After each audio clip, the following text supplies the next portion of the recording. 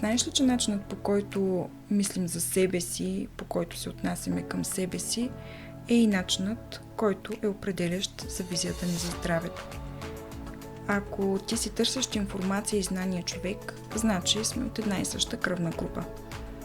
Преди да започна да се занимавам с консултации, винаги съм търсила информация, която е достоверна, логична, отговаря на въпроса защо.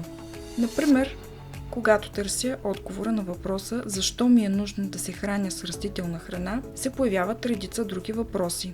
Тя трябва да има някакви предимства. Какви са? Как се отразяват на тялото?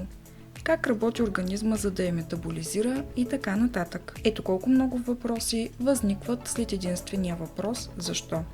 Тогава аз не мога да се задоволя с един занижен стандарт. Не мога да се задоволя с един единствен източник на информация, затова често прибягвам до учебници по медицина, търся всичко онова, което мога да възприема и да е разбираемо за мен.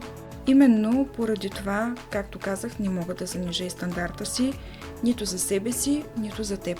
Твърде много неща, ситуации, заболявания са ми се случили във времето, с които се е налагало да се сблъскам, преборя, осмисля, за да си позволя тази стъпка. И разбирам много ясно, че това не е само моята история. Много хора изпадат в ситуацията на лутане, търсене, объркване. И затова знае колко важна е правилната посока. Затова моето здраве е моя отговорност преди всичко. А ти на кого поверяваш здравето си? Поставил ли си в своите приоритети грижата за себе си?